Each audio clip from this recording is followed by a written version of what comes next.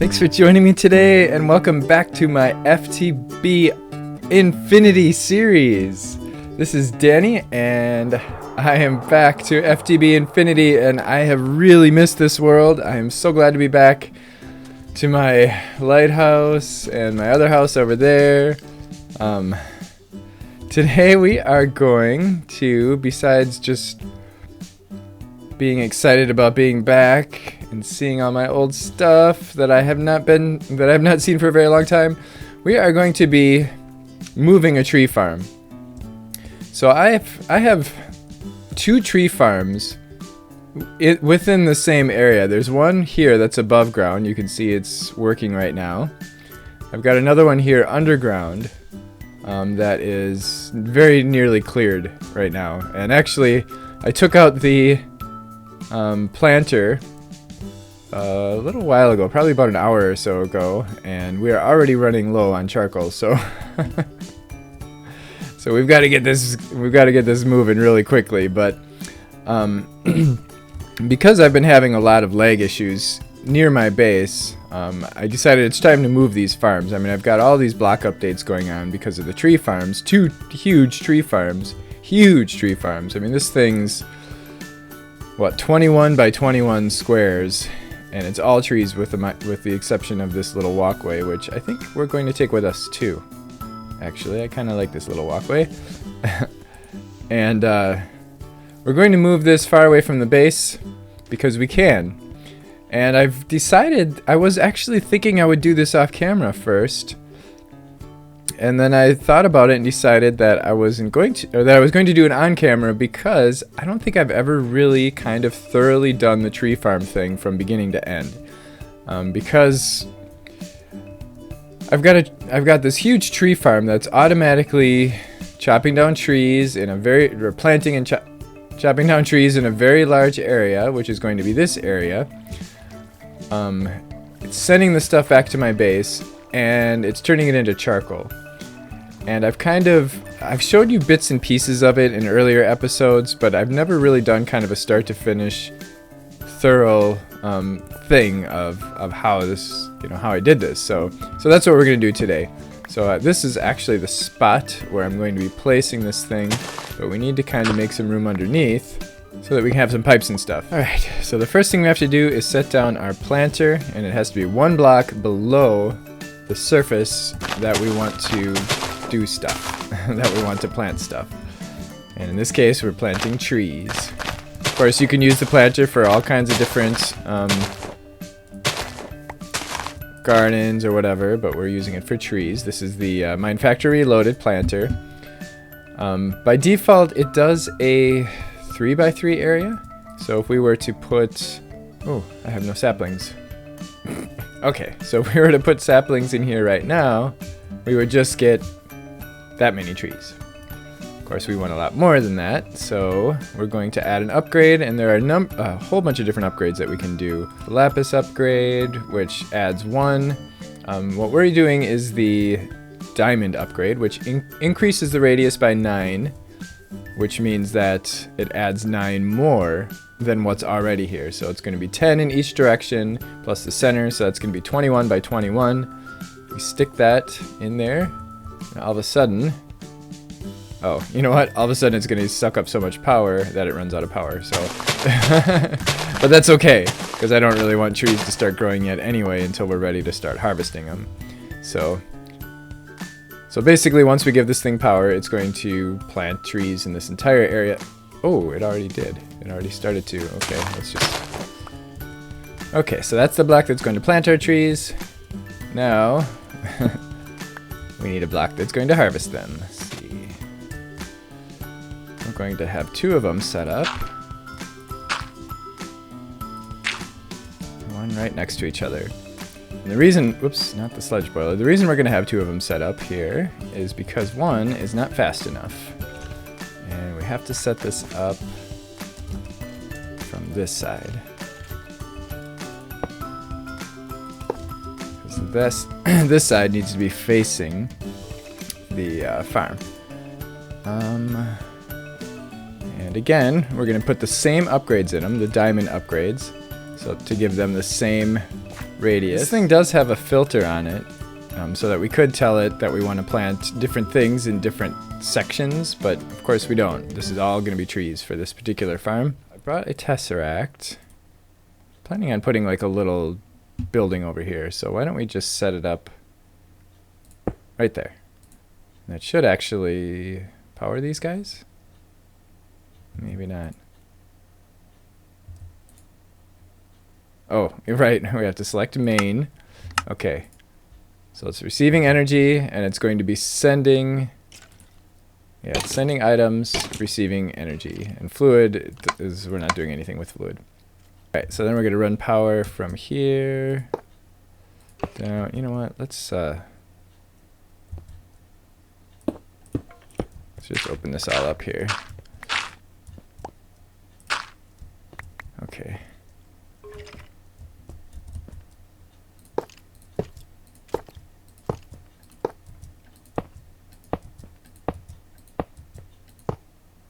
There we are.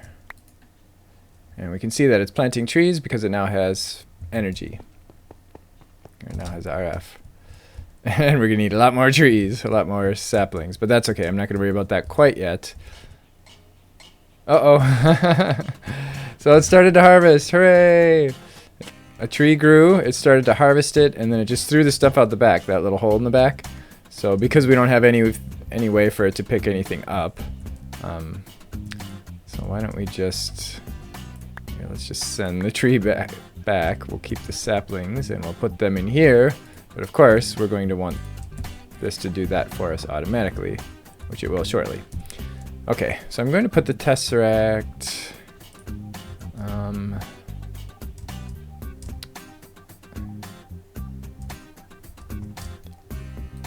right there.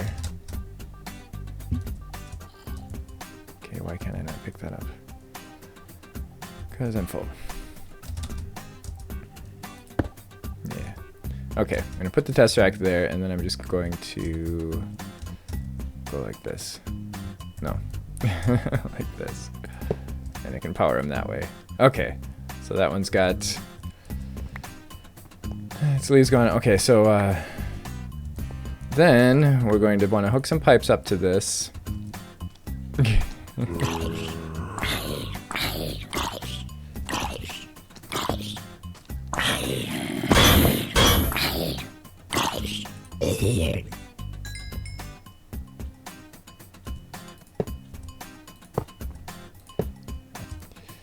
We're going to tell it that we don't want to go in that way.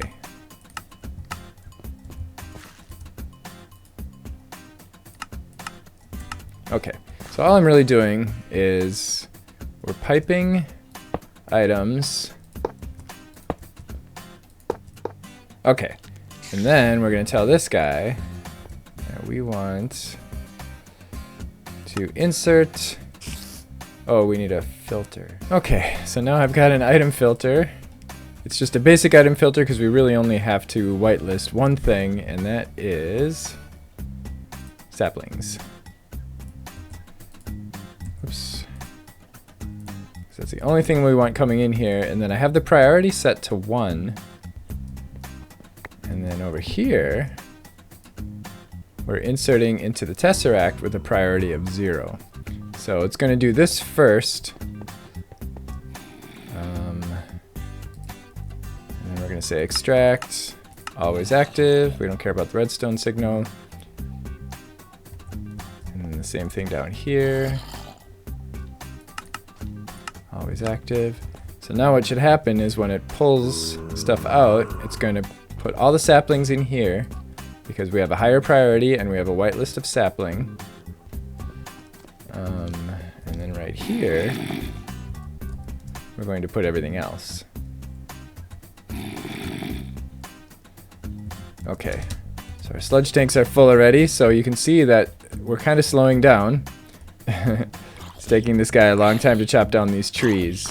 He's going to have a hard time keeping up at that rate. So that's why we need our sludge boiler. Now you could, technically you could just void the sludge.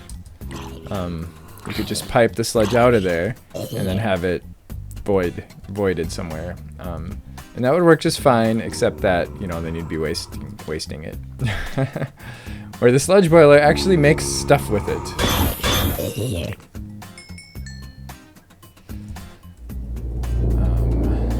But the sludge boiler, if you're within 3 blocks of it, will poison you.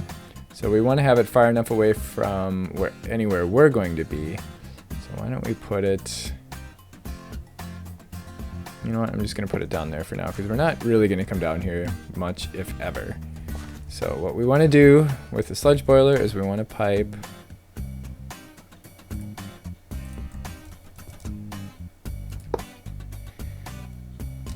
Okay, so when I hit this with a wrench, that's going to start working, and we're going to get poison. And it's going to make our shield make a lot of annoying noise.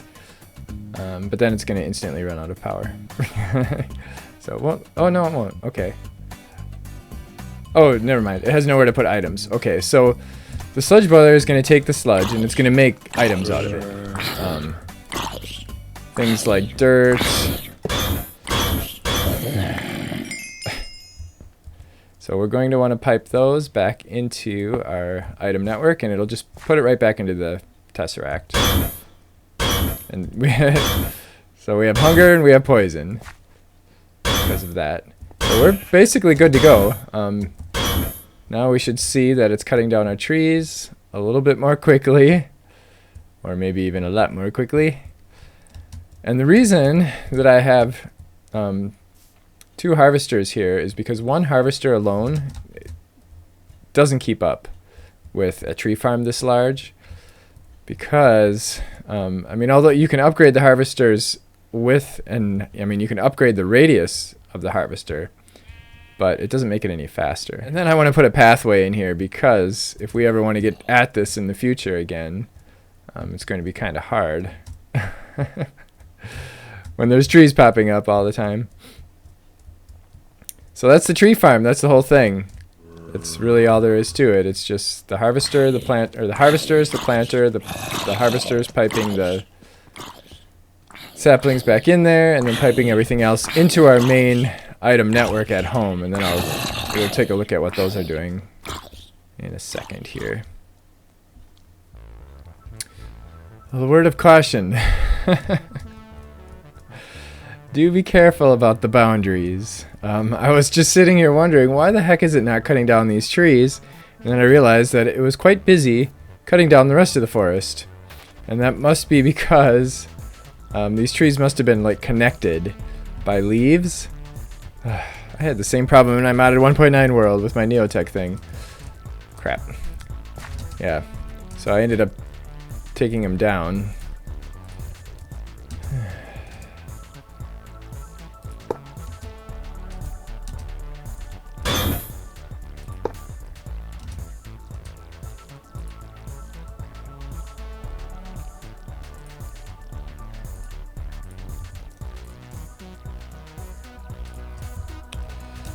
Alright, hopefully that won't happen again. I cut down some of the trees around it.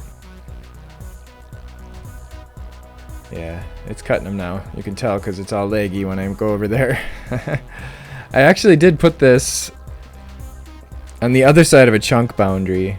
So if we look at our chunk boundaries, yeah, that's kind of on this side, isn't it? The farm actually ends right on the chunk boundary. That way, if we're passing through here on the road, we're not going to be affected by all the block updates that are going on over there.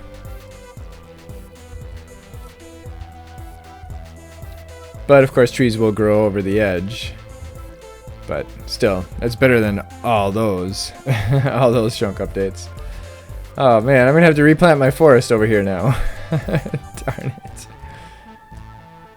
Can't believe I did that twice. I've done this like twice, like in the last week or two. And let's not forget the chunk loader. That will cover this chunk, which is where the farm mostly is, and one chunk around. So that should cover everything.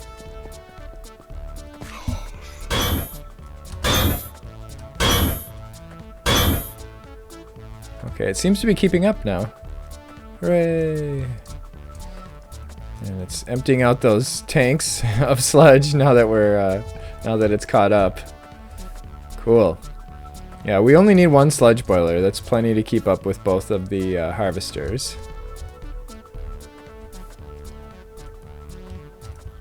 Nice. Now we can move our other farm. I've got a little pathway here. The reason I have the pathway is not, I mean, yes, it is pretty. That's one reason. But also because then we can walk up to here without worrying about trees growing on us and killing us. Because of a tree, like if we're standing on a sapling and it grows, it can happen. Especially if you do it enough and there's this many saplings around. Yay! So we should be catching up again at home. Now we have this one, which is kind of pretty and everything, but again, it's causing lag here, so it's time to shut it down. Okay, I now have both farms down there, the underground one and this one, and I added a couple other farms over there too, just for aesthetics. So just to do this properly,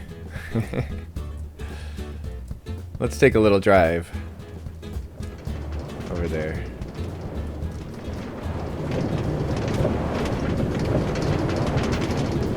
I did make a few changes to my little road too. I have carpenter's wedges here for the little hills now. So it looks a little bit more like a road now. Especially here. But I couldn't do that under the tracks.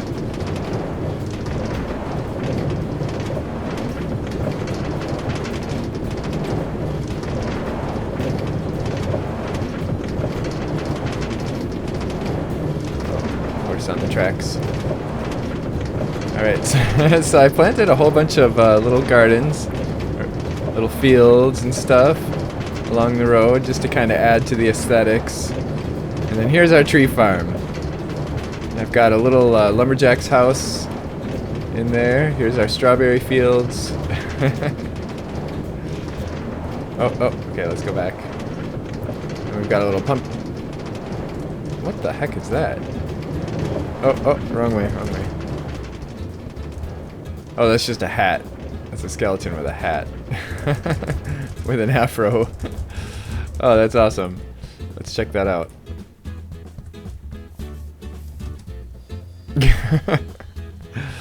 Lovely. So here we've got a little pumpkin patch. Actually, I've got a melon patch here too, in part of it. And there's our little tree farm. So I've actually got two tree farms going on here. We've got our one planter here. This one's smaller. This one just has the silver upgrade, and then I just put oak wood for these three little parts of it so that we could have like a trail here going to the lumberjacks area, because we've got more than enough wood coming in now. So here's our little lumberjacks office. Here's the desk. Yeah, it doesn't quite suit me with my draconic armor, but... And then I made this little sign. I was going to put it outside the door, but it was too big for this little hut, so I just put it inside. It looked silly. And then here's the big farm. This is basically the equivalent to the one that was downstairs, or down underground, but it's producing a lot more trees now, and the reason is because it's not being restricted by the walls on the outside. So these outer like two rows of trees, which is of course the largest rows, are now growing trees where they weren't so much when it was inside. And I cleared out the middle one too so that we can do maintenance over here without having to worry about trees growing on us. Then we've got a little pathway out here. There it is. So if you're going to make a big huge tree farm, you may as well make it like aesthetically pleasing, right? And then I've also got a little underground area down here so that we can do maintenance. And I made it wide enough so that we can go around the sludge boilers without getting poisoned. So here's one, and there's the other. And they're both set up the exact same way. We've got our planter here, and we've got saplings coming into the planter from the harvesters. I've got 3 harvesters, one facing this one and then 2 facing the large one. And then I have 2 sludge boilers. I'd probably be fine with 1 sludge boiler, but I had to. I had one at Hey, one in each farm. What do you got on your head? Wow, I didn't even get any knockback or anything. That's nice. I forgot what it was like wearing Draconic armor, although it has changed. The Draconic armor has changed since the last time I played this. It now has this shield thing, which we will get into in a very, very near future episode when we go meet the Chaos Guardian again, because things have changed a little bit. I've got 2 chunk loaders down here. They're each doing 9 chunks, and they're overlapping each other because we really only need... let's see. We really only need these... These chunks loaded here. So we're already loading these 9, and now we're loading these 9 as well. And this is just a wheat farm. We don't need that loaded because for those other farms, I'm not harvesting from those because I've already got so much of all those resources and I don't really use them much. So, but here we've got cotton and hemp, but I don't have a harvester over here because we don't need it. In fact, I even got rid of the planter. I just planted this with the planter, threw the upgrade in there. I stole the upgrade from the tree farm. I threw a planter over here, planted all this stuff, did the same thing over here with the wheat. But we've got like thousands and thousands of wheat in our system right now. I got potatoes over here. We've got carrots. For some reason, the planter won't plant the carrots, so I actually planted these manually. And of course, these I planted manually too, just because I wanted them to be kind of scattered like a real pumpkin patch. You know, in a real pumpkin patch, you don't have a row like this of pumpkins. And yeah, and then I took all the berry seeds I had and just threw them in this planter, and this is how it ended up planting them. So that's cool. I'll take that, and that's it. That's my little farm, my little aesthetical farm. I've been wanting to do this ever since I built this road. I've been wanting to add like just little aesthetical attractions along the way, and doing this tree farm was really kind of triggered that whole thing. So now let's go back to the base and take a look at what we're doing with all this wood as it comes in.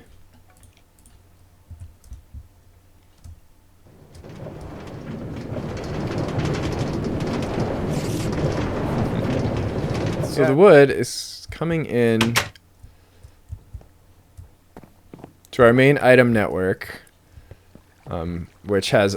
Oh, we still have a little bit of lag down here, which has all this pre-processing that goes on before it comes into our ME system. But basically, just to kind of briefly explain what's going on here, the items are coming in from a tesseract that's actually way over here somewhere. It's in my... I mean, I guess it doesn't really matter, but we have the tesseract out there at the tree farm. And then I have another one here in the power plant. And it's actually this one right here, which is bringing in items. And then these item pipes connect to the rest of my item network. I should probably make this tunnel look a little nicer. Since I'm doing aesthetic stuff today, that might be a good place to add some aesthetics. And then I have a barrel over here of wood. And I have this set to a higher priority. It's a priority of 3. And it can store 64 stacks of wood. And then the saplings are coming here, and this thing has a void upgrade, I think.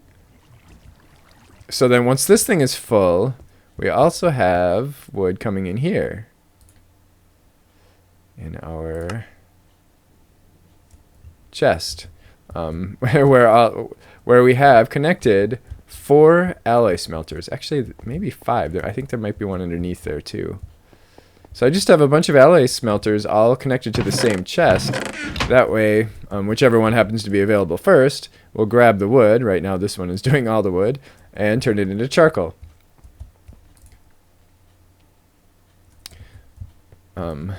So if the wood's coming in too fast for one, then we have up to 5 alloy smelters that can all be doing charcoal at the same time.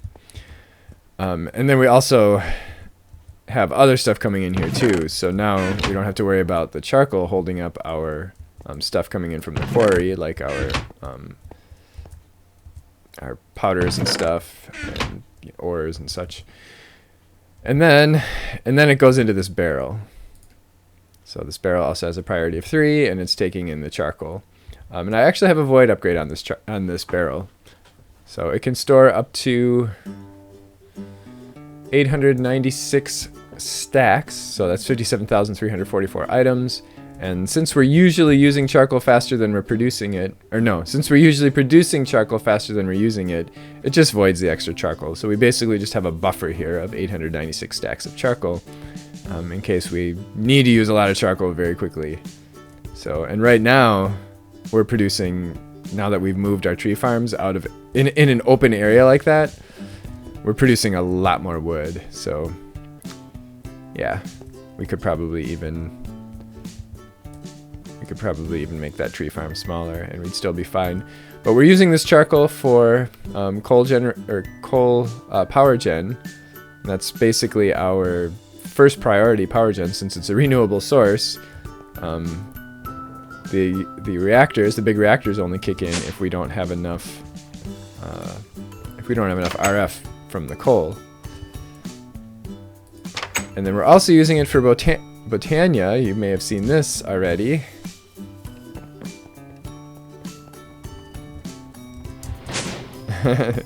To generate mana. Oh, I forgot about this.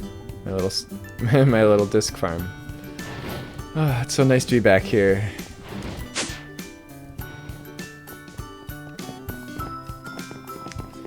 And this other stuff, I don't know if I'm gonna. I mean, we have so many freaking ender pearls. I might just get rid of these for the time being until we start running low on them again, which will probably never happen. And then we've got our essence berries. We have, let's see, we have 27,208 essence berries. So we don't really need to be harvesting those anymore either. Like most of the stuff that we're producing here, we just don't need anymore because we've got so much of it. And if we ever start to run low on anything, we can just move it out there to that farm because we've got plenty of room. I am so happy to be back in my FTB Infinity world. I really missed this place. It's a very fun. I just really like playing around in this build. It's a fun build to play around in, and it's pretty. I've got my little garden out here that I've missed, and I need to build something like this in my 1.9 world too. That would be pretty cool. Something big like this. I've been concentrating more on smaller, like more compact builds lately. Like trying to do some more like realistic stuff rather than, you know, big epic mansions and things. But yeah, oh, my old rocking chair. So if you do have any questions or comments, please feel free to let me know. In the next episode, I have a few different ideas, so I'm not sure exactly what we're going to do next, but I know at some point in the near future we are going to meet the Chaos Guardian again. We've done it twice already, but the Chaos Guardian keeps getting stronger and crazier, and he keeps getting harder to kill. So now that we have this new shield system on the Draconic armor, it's a little different. I mean, the way that I was able to kill him last time and the way that I was able to survive his attacks probably wouldn't work now.